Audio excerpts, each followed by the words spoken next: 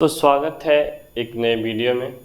आज जानेंगे या बुद्धिस्ट फिलॉसफी के अनुसार हम लोग जानेंगे कि भगवान होते हैं या नहीं। तो एक बार की बात है,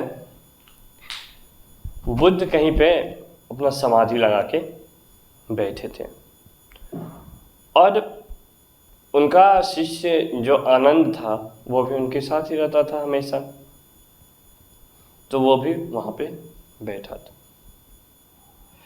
बैठने के क्रम में क्या हुआ कि बुद्ध के पास एक बूढ़ा आया जिसका उम्र 80 साल था। उन्होंने पूछा क्या कि भगवान होते हैं? तो बोला क्या, हाँ होते हैं, हाँ होते हैं। फिर कुछ ही देर के बाद दूसरा व्यक्ति आया, उसका उम्र था 30 साल। 30 साल था। उसने पूछा क्या भगवान होते हैं? तो बुद्ध ने बोला होते भी हैं और नहीं भी।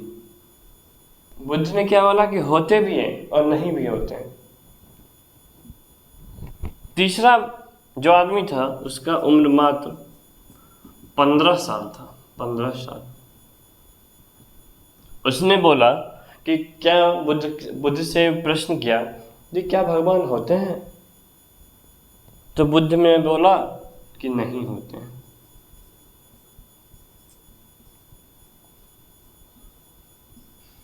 नहीं होते हैं। 3 आयु वर्ग के 3 व्यक्तियों को बुद्ध ने क्या जवाब दिया? इसको बोला हाँ होते हैं, इसको बोला कि होते भी हैं और नहीं भी होते हैं, और इसको क्या बोला कि नहीं होते हैं। तो उनका शिष्य आनंद जो था उनको बहुत अचंभा हुआ। वो आश्चर्य से बोले कि बुद्ध ने अगर भगवान होते हैं तो बता देते हाँ होते हैं, अगर नहीं होते हैं तो बता देते नहीं होते। लेकिन किसी व्यक्ति को बता रहे हैं कि हाँ होते हैं, किसी को बता रहे हैं कि होते भी हैं नहीं भी होते, किसी को बता रहे हैं नहीं होते हैं। ये कैसा विरोधाभास है? तो आनंद ने फिर बुद्ध से प्रश्न किया कि ये कैसा विरोधाभास है कि आपने तीनों लोग को 3 तरह का जवाब दिया।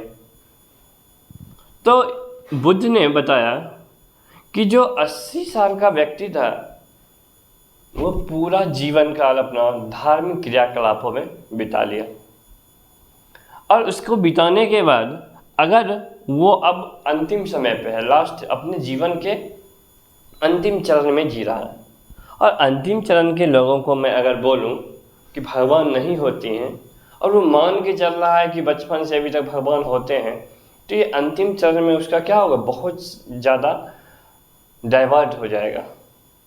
वो अपने जीवन के बहुत सारे कर्मों के लिए आत्मग्लानि महसूस करेगा। इसलिए बुद्ध ने उसे बोल दिया कि हाँ भगवान होते हैं। 30 साल वाला जो था उसको बोला कि होते भी हैं और नहीं भी होते हैं। इसको इसलिए बोला कि अगर मान के चल रहा है जो होते हैं भगवान, तो हाँ होते हैं। अगर मान नहीं रहा है कि नहीं होते हैं तो उसमें तो कम से कम संशय आई, वो थोड़ा खोजबीन जरूर करेगा। या इस आयु वर्ग के आने में जब गृहस्थ जीवन में लोग प्रवेश कर जाते हैं तो ठीक है, जो मान रहा है होते हैं उसके लिए भी होते हैं, जो नहीं मान रहा है उसके लिए नहीं होते हैं। फिर तीसरा आयु वर्ग आया। तीसरा उम्र क्या था? 15 साल। उसको बुद्ध ने बोला कि नहीं होते हैं, डायरेक्ट होते ही नहीं है। इसलिए बताया कि भगवान का जो अस्तित्व है, एग्जिस्टेंस ऑफ गॉड, अभी तक कोई प्रूव नहीं कर पाया। और अगर बच्चे में क्यूरियोसिटी आ गई, उसमें संशय आ गया, तो संशय आ गया तो क्या करेगा? उस पर रिसर्च करेगा, उस पर खोज करने का कोशिश करेगा। उसका पूरा जीवन बचा हुआ है, वो अपने जीवन का निर्णय खुद लेगा और फिर करेगा कि भगवान होते हैं या नहीं। तो इस तरह 3 आयु वर्ग के लोगों के लिए बुद्ध ने 3 तरह का जवाब दिया। इसको अगर फिलॉसफी के भाषा में बोला जाए तो इसे उपाय कौशल बोलते हैं। उपाय कौशल।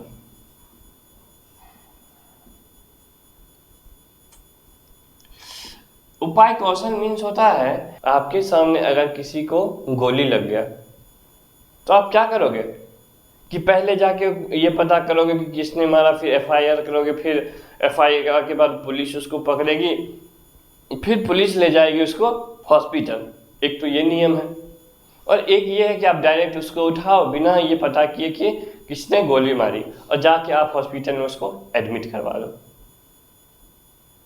तो उपाय कौशल ये बताता है कि आप जाके हॉस्पिटल में डायरेक्ट एडमिट करा दो।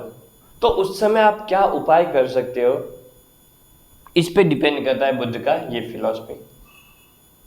अगर बच्चे को बोल दिया जाए कि भगवान होते हैं, तो जीवन भर भगवान होने के बाद भी उनकी जो हानियाँ होगी, धर्म को मानने के बाद भी हानियाँ होती है, बहुत सारे हानि होते हैं।